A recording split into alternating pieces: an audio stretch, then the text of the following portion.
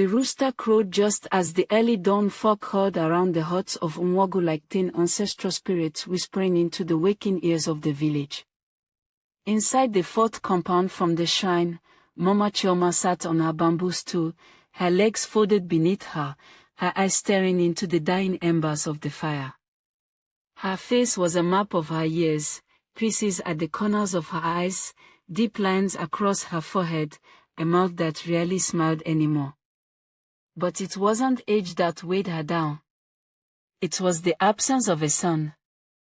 Her husband, Chief Akena, a tall, commanding man who had once sat on the elders' council, now spent most of his days in silence, brooding in the shade of the mango tree, muttering to the gods who had failed to bless him with a male heir.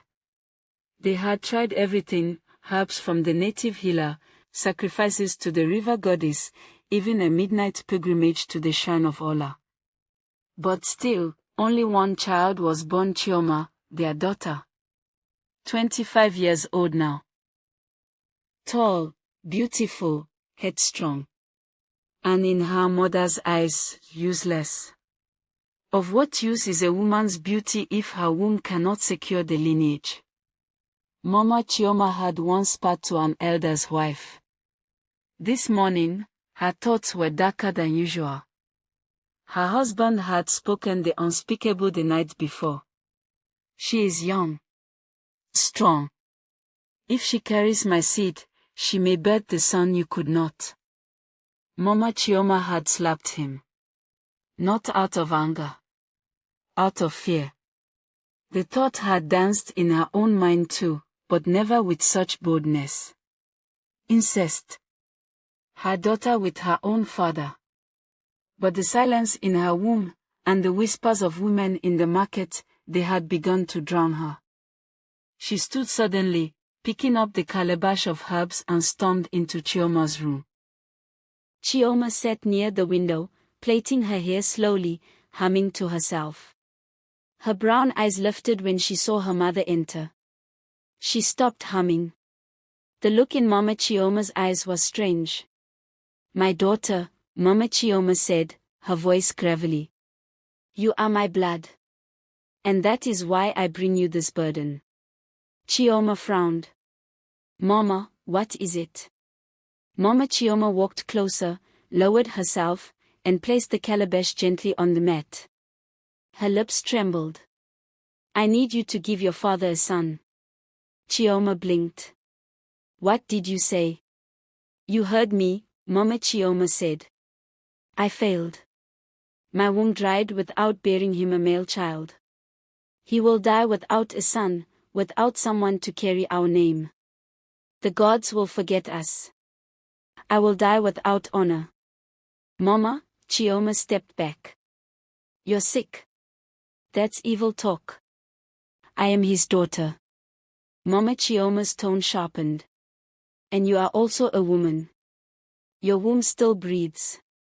You can do what I could not." Chioma's mouth opened in disbelief.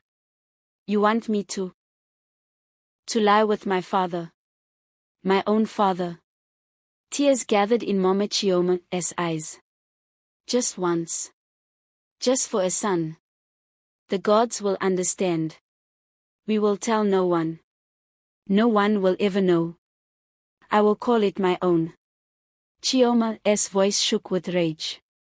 "If you ever speak of this again, I swear on Papa Yuzo's grave, I will go to the Igwe and tell him everything.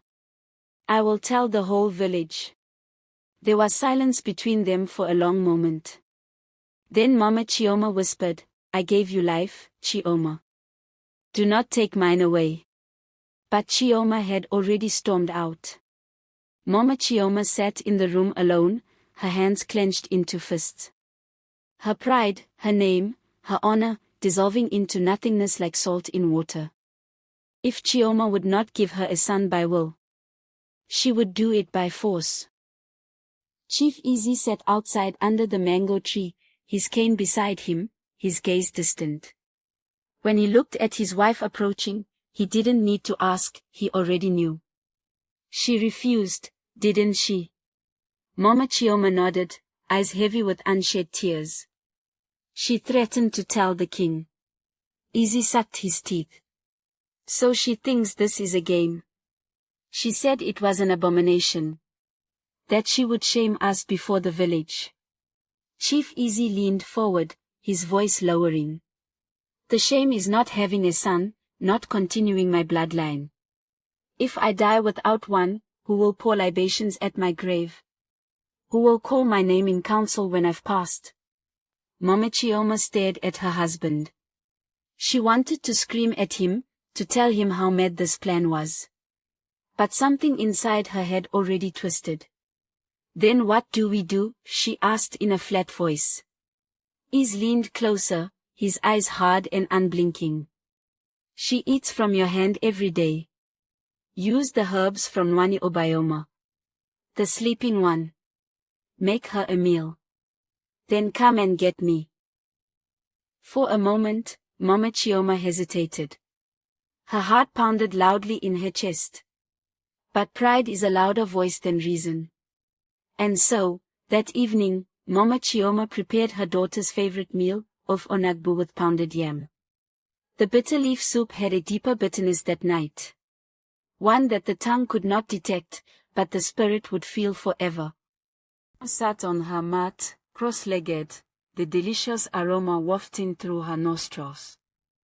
You cooked onagbu? She asked, surprised.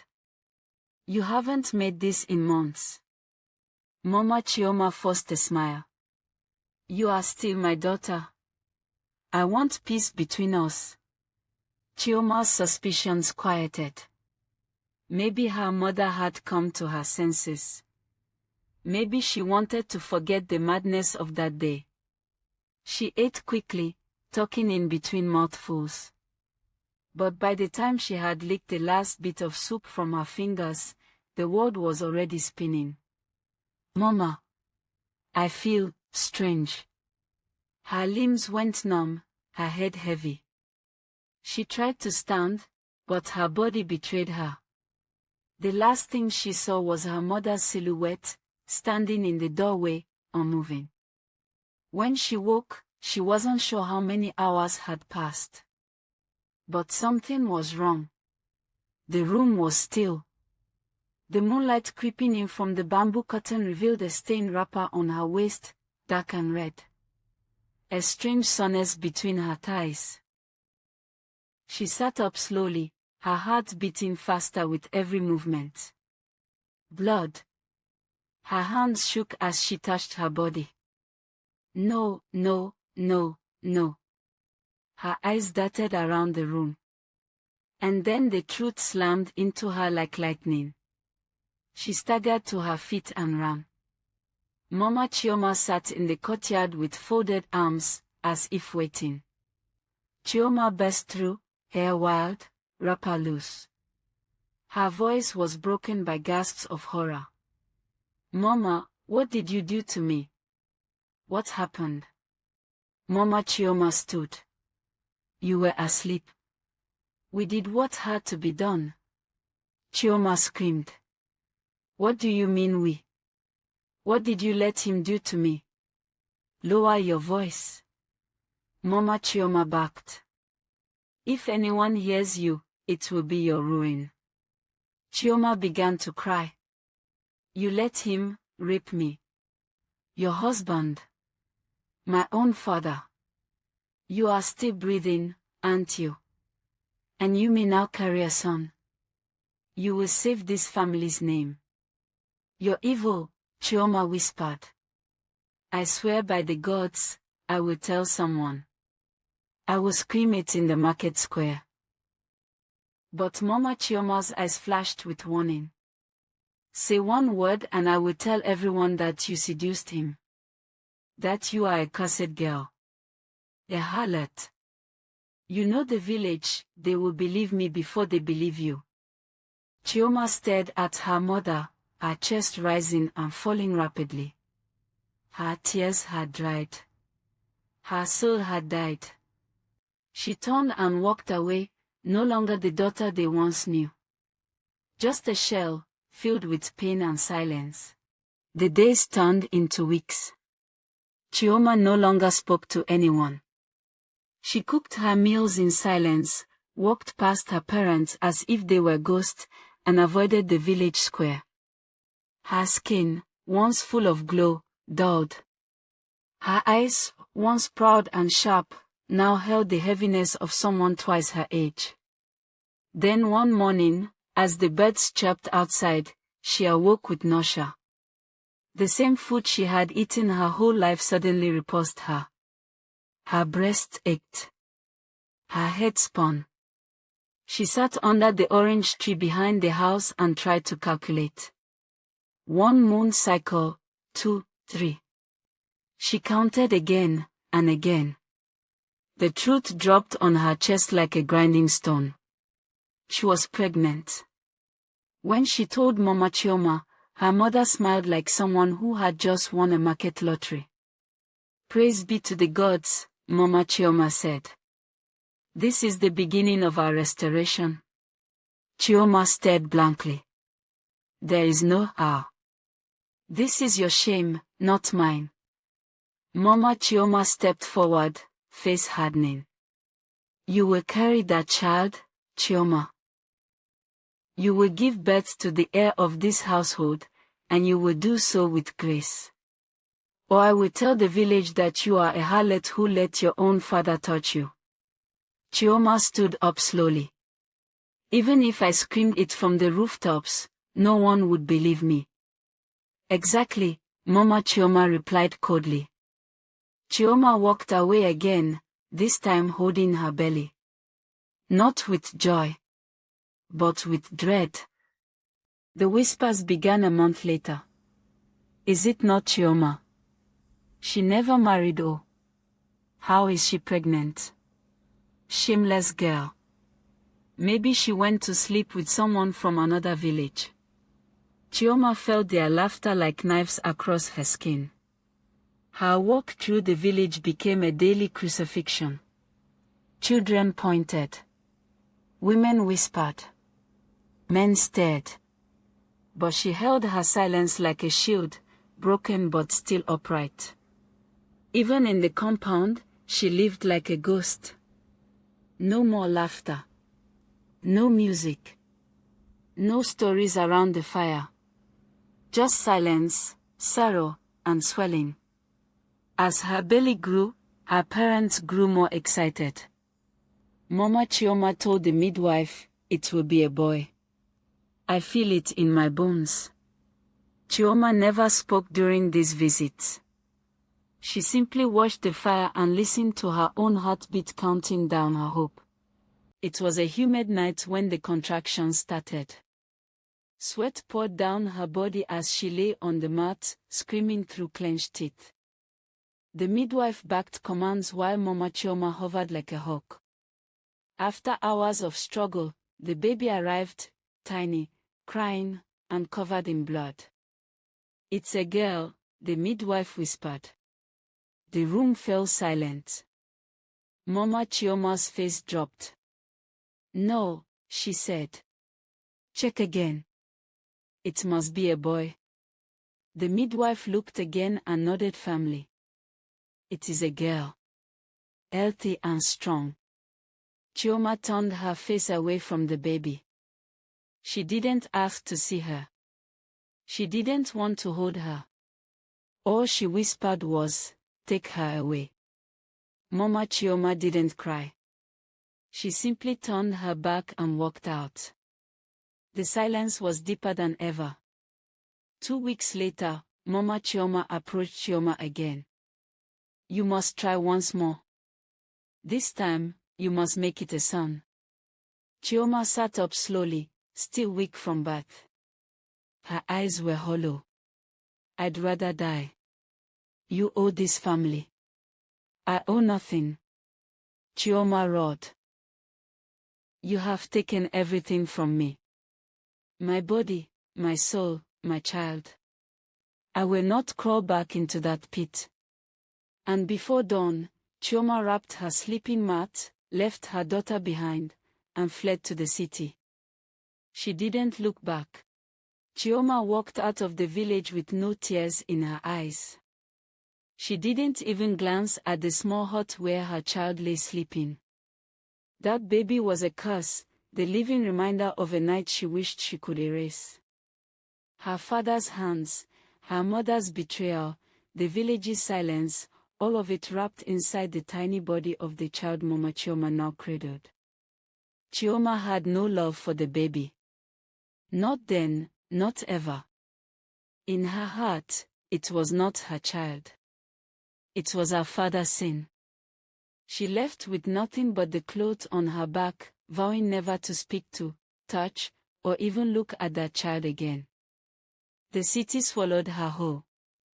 Tall buildings stood like giants, shadowing cracked pavements and crowded streets.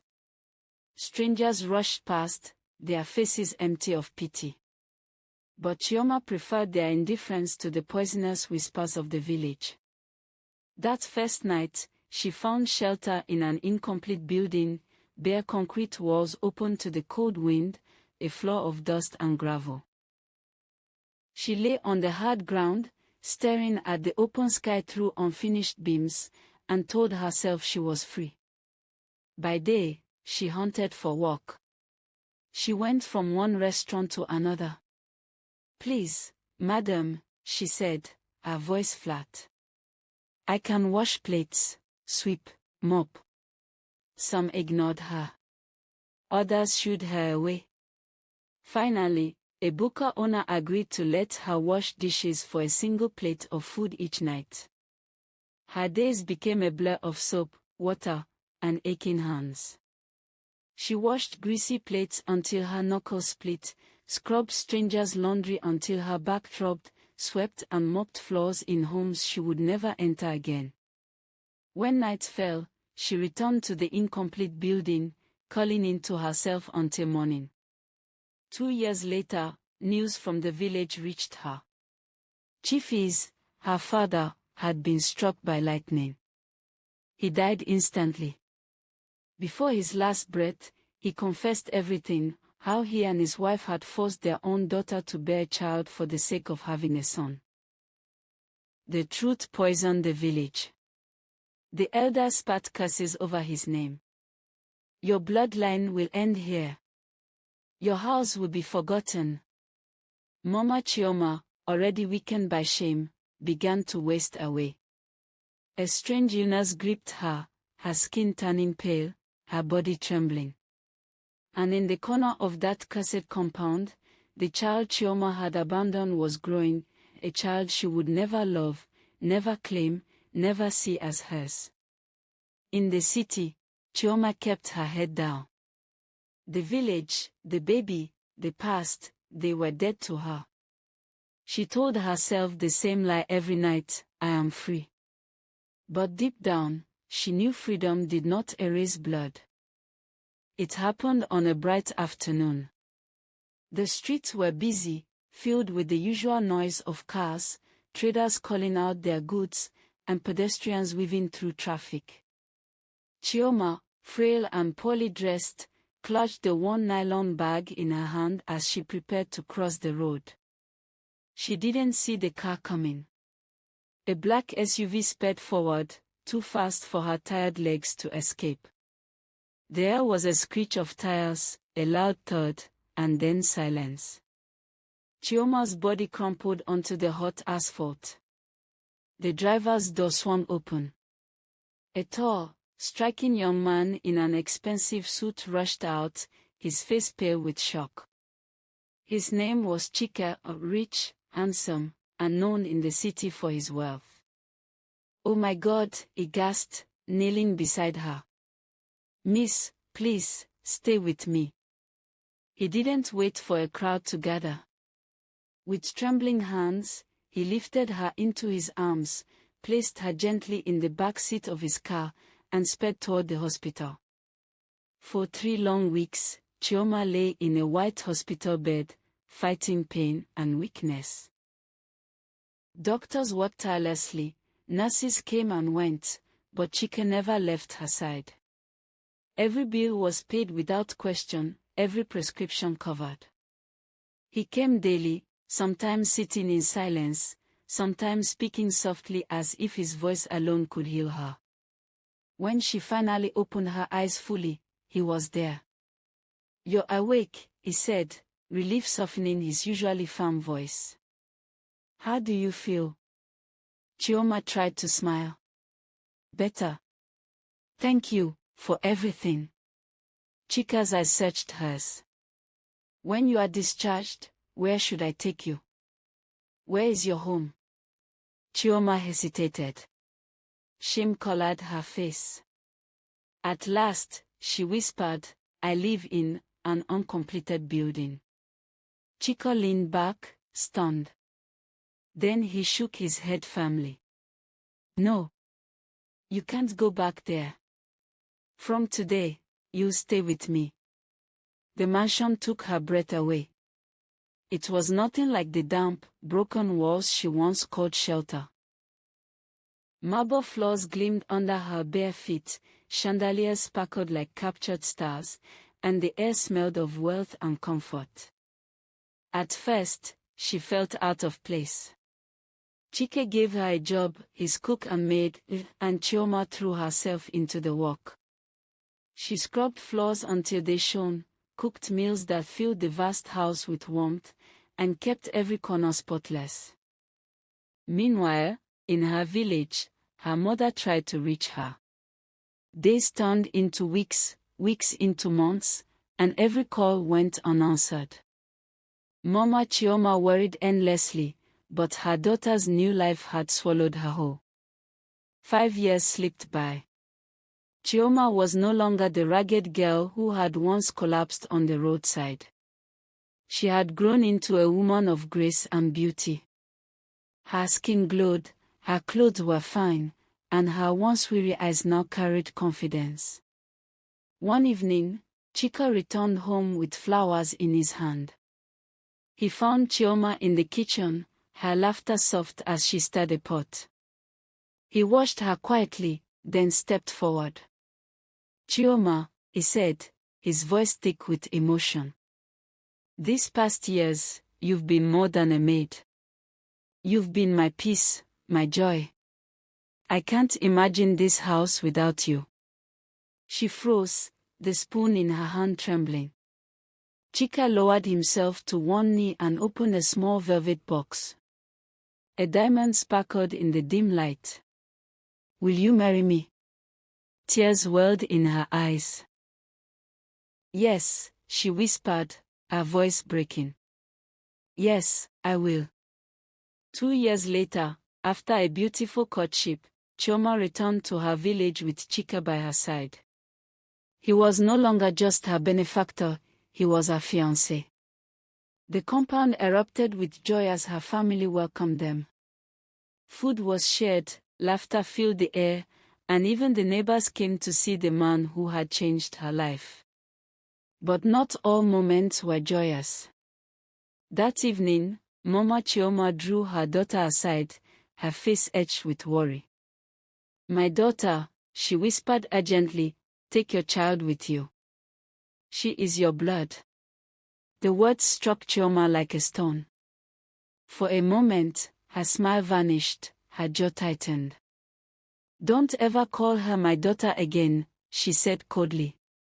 "That child belongs to you, Mama. Not me." Mama gasped. "Chioma, please."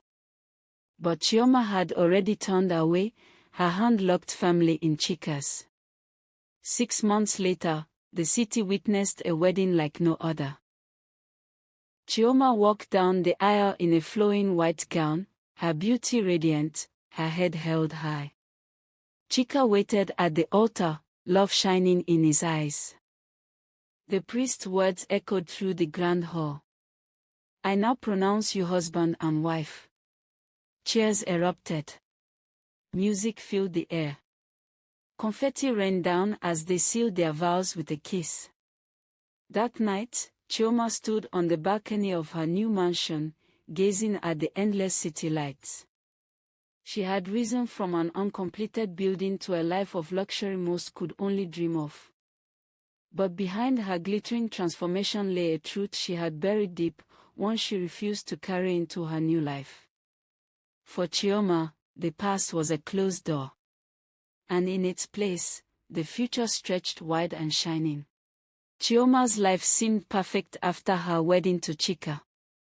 A few months into their marriage, Chika surprised her with a gift, a large supermarket in the heart of town. "Chioma," he said, handing her the keys, "this is yours. I want you to grow and have something to call your own." Chioma's heart melted. He was not only wealthy, but he was also kind. A year later, their joy multiplied when she gave birth to a beautiful baby girl, Sharon. The child became their world, growing up pampered with both love and wealth. 5 years passed swiftly. Sharon had grown into a playful princess adored by everyone. One afternoon, Chioma's phone rang. The number was familiar. It was Auntie Vero, her late father's younger sister. "Chioma, my daughter," Vero's trembling voice came through. "Your mother, she's gone. She suffered for long, blindness, sickness. She wanted to speak with you before she died, to beg for forgiveness, but..." Chioma's heart turned cold. For years she had refused to forgive her mother, and now it was too late. Auntie Vero continued, "Now that she is gone, her little girl Amoka, only 10 years old, has nobody. You must come and take her." Chioma froze. The name Amoka filled her with unease. That evening, Chioma told her husband, "Chika, Auntie Vero says I should bring Amoka here. But I can't. That child is a curse. I'll take her to an orphanage home instead." Chika frowned deeply. "Chioma, how can you say that? She is your own child, your blood. If your mother is dead, who else will care for her?" "I don't want her to pollute Sharon," Chioma snapped. "I don't want her in this house." But Chika's voice was firm. "As long as she is your blood, she will stay here. Bring her home." Reluctantly, Chioma agreed. But once Amoka entered their home, she treated her like a maid. "From today, you do all the house chores," Chioma ordered coldly. "And Sharon," she added to her daughter, "don't you dare get close to her." Sharon nodded. Amoka lowered her head in silence, swallowing her pain. Only Chika showed her love. Years rolled by. Both girls grew. When university time came, Chika announced, "I will send Sharon and Amoka abroad to study." "No way," Chioma protested. "Only Sharon will go. Amoka should learn a trade. She is cursed and will never amount to anything good." Chika was furious. "Why do you hate her so much, Chioma? Tell me the truth. Is she not your daughter? You own blood." But Chioma only muttered, "Yes, she's my daughter, but I hate her because she is a curse." After heated arguments, they agreed Sharon would study abroad while Amoka would attend a university in Nigeria. 6 years later, Sharon returned as a brilliant barrister and Amoka as a successful accountant. Yet Sharon carried the poison of her mother's hatred, still despising Amoka, while Amoka continued to love her as the only sister she had. One afternoon, Sharon sat in her room scrolling on her phone when the door creaked open. Amoka walked in, her face pale, clutching a folded paper. "Sharon," she whispered, handing it over. Sharon opened the paper. As her eyes scanned the words, her phone slipped from her hand. "No, no, it can't be." Tears streamed down her face. She rushed to hug Amoka. "I'm so sorry. Please forgive me." Amoka held her gently. "I have stage 4 cancer. The doctors say I have only few weeks left. I've been on dialysis for months. I only want one thing, to feel love from you and Mama before I leave this world. Sharon, shaking, burst into her mother's room, her eyes wet with tears. Mama, Amoka, she's dying. Cancer. Stage 4. Chioma staggered backward, her hand clamped over her mouth. What? She gasped. Her knees buckled, and she collapsed into a chair, trembling all over. For the first time in years, her heart softened. At the hospital, Amoka lay frail on the bed, her skin pale, her breath shallow. The beeping machines around her filled the heavy silence. Chioma sat beside her, tears streaming uncontrollably down her cheeks. Mama, Amoka whispered, her voice weak. Why do you hate me so much? What did I ever do? Chioma broke down completely, clutching Amoka's thin hand. Her sobs filled the room. It was never your fault, my child. Never. Her words caught in her throat, but she forced them out, shaking violently. The night you were conceived, it was not out of love. My father, Chief is, she stopped, her voice trembling, he forced himself on me. He lay with me. You are the product of that night. Gasps echoed through the room. Sharon covered her mouth, eyes wide in horror. The doctor froze mid-step. Chika's face turned dark with rage, his fist clenching as he swallowed hard. Chioma wept harder, her head bent in shame. Every time I looked at you, Amoka, I saw him. The man who ruined me, my own father. I could not separate you from that pain. I hated you, but not because of you, because of him. I let my wound become your punishment. I'm sorry, my daughter. I'm so sorry. Chika stepped forward, holding his wife's trembling shoulders. His voice was low but filled with fury. Your father was evil. He destroyed your innocence and poisoned your soul against your own child. But Amoka is not guilty. She was innocent, always innocent. Amoka's eyes welled with tears as she weakly raised her hand to touch her mother's cheek. Mama, I forgive you. I know it wasn't my fault. I know it wasn't yours either. Please, don't cry anymore. Chioma's cries shook the room as Sharon sobbed loudly, holding her sister's other hand. The family gathered around Amoka, but her breaths grew slower, weaker. The truth was out at last, but time was slipping away. The hospital room was heavy with silence after Chioma's confession. Only the soft beeping of the monitor filled the air. Amoka's frail chest rose and fell weakly, her eyes glistening with tears. Mama, she whispered again, her voice barely audible. You don't have to carry that pain anymore. I forgive you. I love you. Chioma broke down completely, falling on her knees by the bed, holding Amoka's cold hand against her face. No. Don't say that. I don't deserve your love. I failed you, Amoka.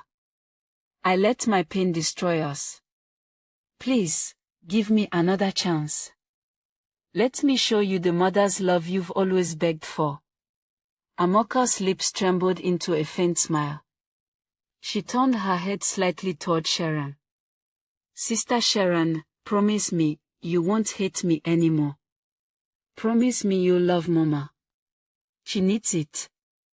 Sharon's tears streamed uncontrollably as she clutched her sister's hand. I promise, Amoka. I swear I'll love you forever. Please don't leave me. Please, fight. Amoka's gaze drifted to Chika, who had tears burning in his eyes as he stepped closer. Papa, thank you. You were the only father I ever knew. You showed me kindness when no one else would. Chika bent down, his voice breaking. You were my daughter, Amoka. You'll always be my daughter. Suddenly, Amoka's breathing grew shallow. Her body trembled, and her small frame gasped for air. Mama, she whispered one last time, I love you. Her hand fell limp. The monitor gave a long, piercing beep. Doctor! Sharon screamed, shaking her sister. Do something. Please, save her. The doctor rushed in, trying quickly to resuscitate her. But after a few desperate attempts, he shook his head slowly. I'm sorry. She's gone. No.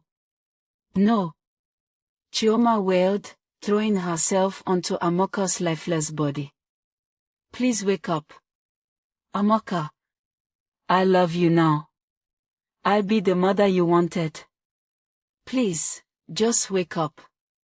She rolled on the hospital floor, beating her chest, crying uncontrollably. Sharon fell into her father's arms, sobbing as Chika held both his wife and daughter close, his own tears streaming silently. The room was filled with grief. Amoka's life, one of pain, rejection, but also love and forgiveness, had ended. But her final words lingered in their hearts like a gentle flame. The day of Amoka's burial came with heavy clouds hanging low in the sky, as though heaven itself mourned her passing. The small churchyard overflowed with mourners, friends, neighbors, and colleagues who had seen the quiet strength Amoka carried despite her hardships. Chioma sat in the front row, her face swollen from endless crying. She wore a black veil, but nothing could hide the torment in her eyes. Sharon sat beside her, gripping her hand tightly, while Chika sat silently, his face drawn and heavy with grief.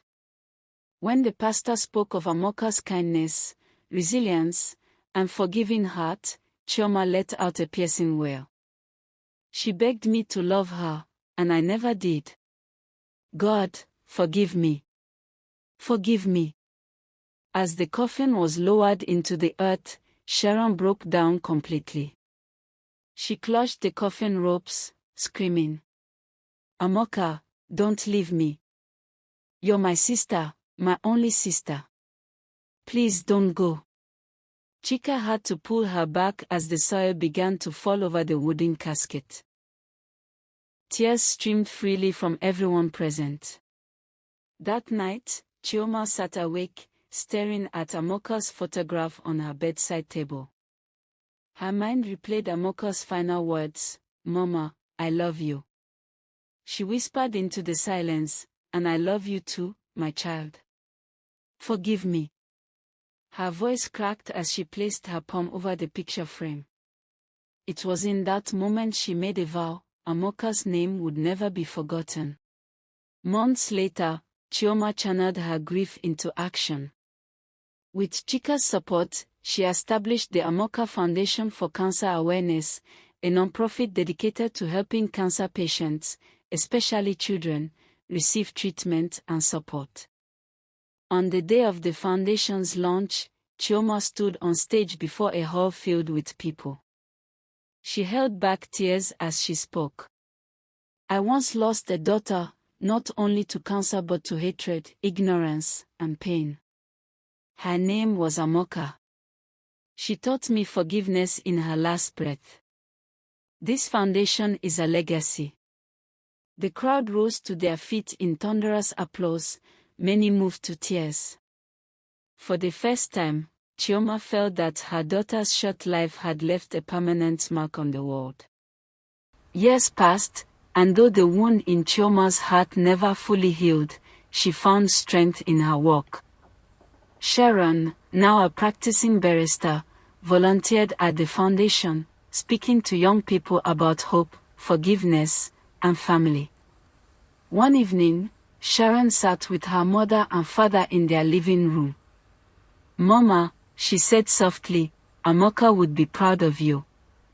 Chioma's eyes glistened, but she smiled faintly. No, my child. I am the one who is proud of her. Even in death, she gave me life. Chika pulled both of them close, his voice low and steady. Amoka's memory will never die as long as we keep loving one another.